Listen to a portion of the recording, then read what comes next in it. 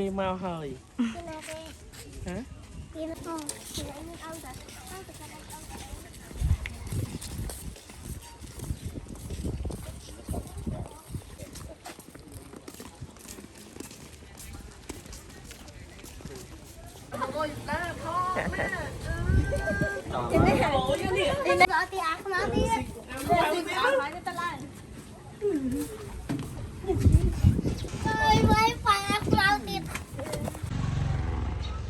là vụ bố quay đứa nào vừa đó chập đi hả chập chọc đáy nè chọc đáy á tên đo ai hả tên ta gọi là vô màu ô dinosaur thế nhỉ miếng sắt màn hay bó nó mò cuốn đọc trời này đây là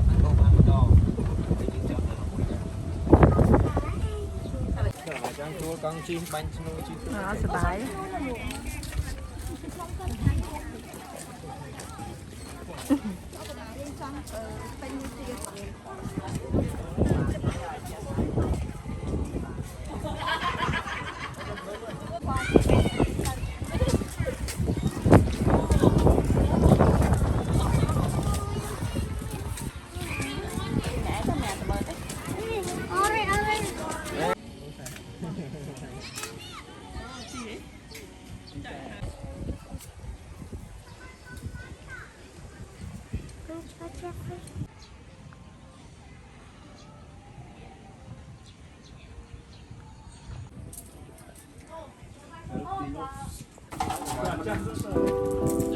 mấy nhà cái nó có thời tay này cái sư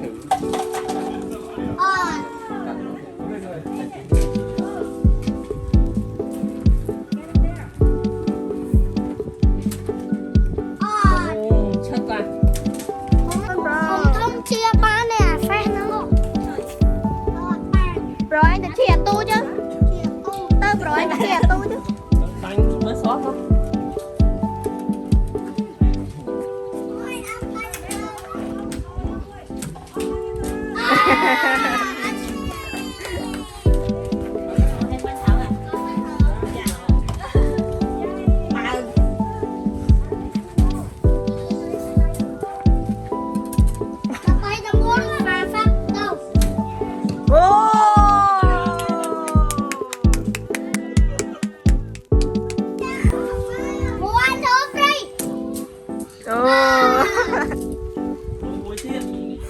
muối thì cho anh xót bay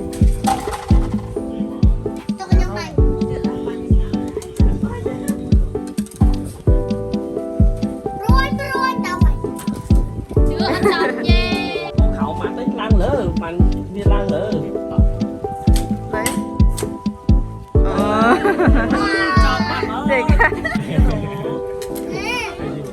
เด็กข้างนั่นไง lỡ tầm lăng từ lỡ mà đi lại มันไม่ได้ใจแต่ละ làm cho lấy mấy cái โอ้เตะเตะโอ้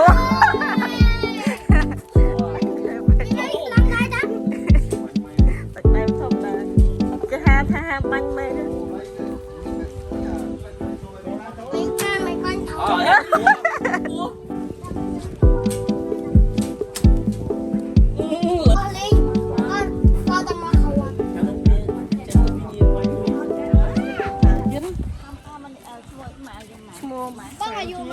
cho sai năm mấy bọn cái sấy tứ sấy tứ nè sấy tứ มันสลับมากอ่ะ xuống sấy thử mà มาสมทอดมึงเลยโอ้มาเนี่ยโอเคโอเคตาตา Yeah, I'm gonna take my horse to the old town road. I'm gonna ride till I can't no more. I'm gonna take my horse to the old town road. I'm gonna ride till I can't no more. I got the horses in the bag, horse stock is attached. Head is matted black, got the bushes black to match. Riding on a horse, ha, you can whip your Porsche. I've been in the valley, you ain't been up off that porch.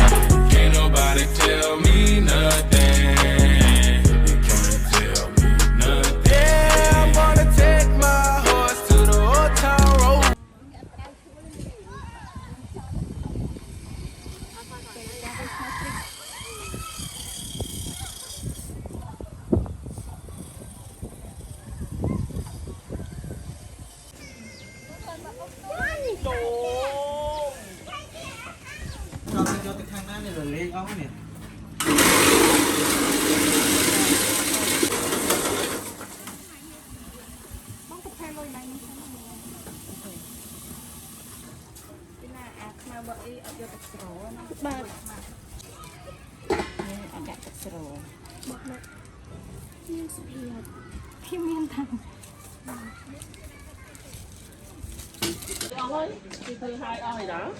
Có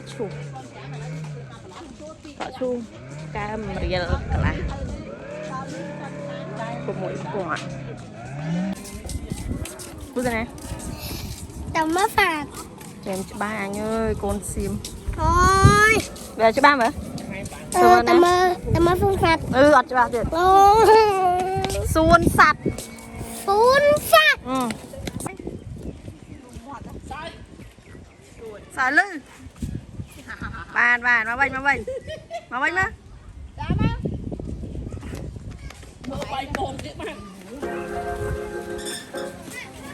là phú mình một đây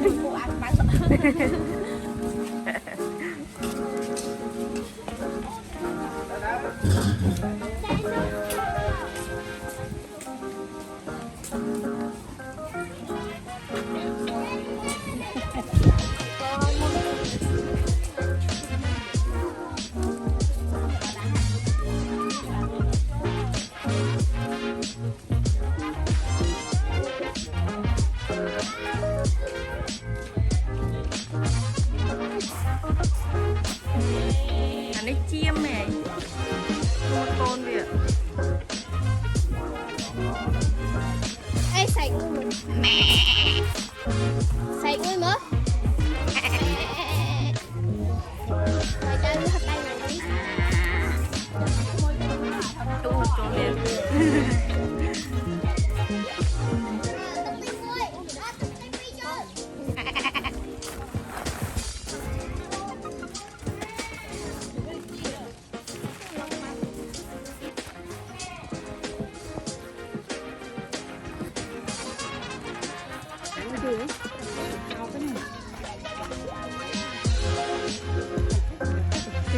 thầy ấy đi xong ôi nè nè nó sáng à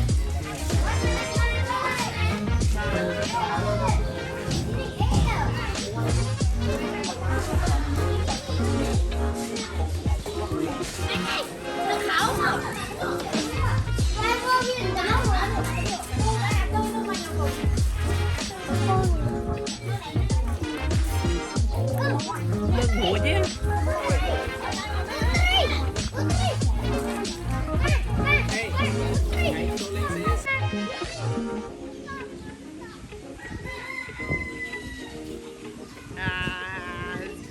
it's coming.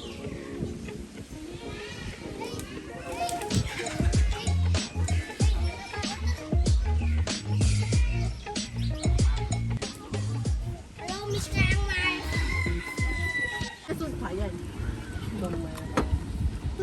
tôi thời Ôi đầm miên lấy cái đá vậy trong thế các bạn này.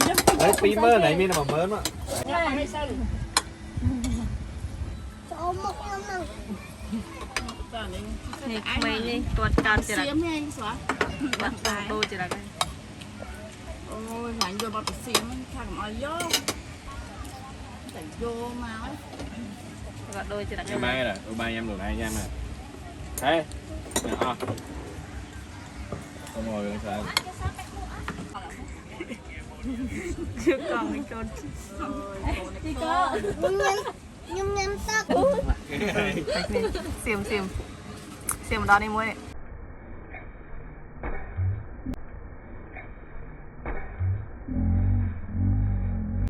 xiêm mới Ê. ai cho mới không đặt cái khối lên người ra đó một lông nè anh đừng cái thờ coi anh đào một lông nè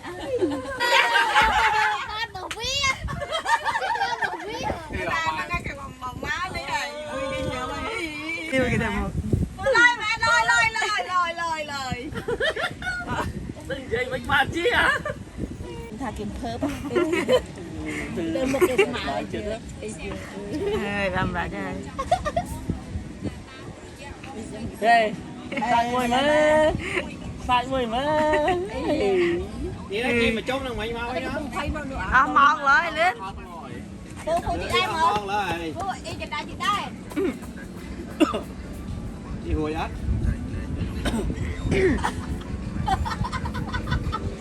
tại chị bay được hai nữa bay được mùi bia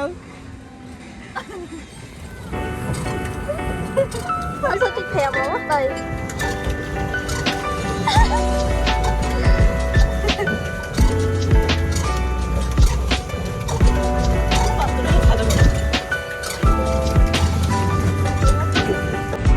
Trời ơi, Chi. Anh đánh thang ra rồi.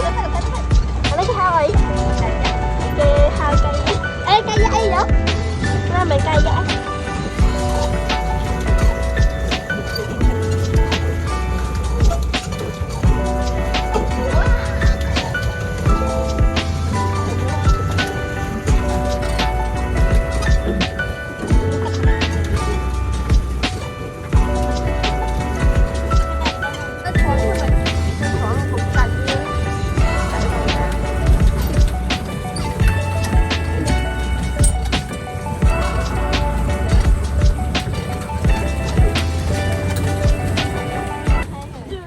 ở quanh hơi Nam phủ con yun gì cả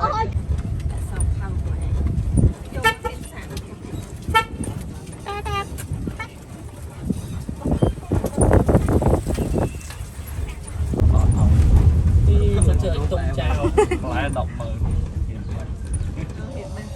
người dân hiện bên một lại đọc mờ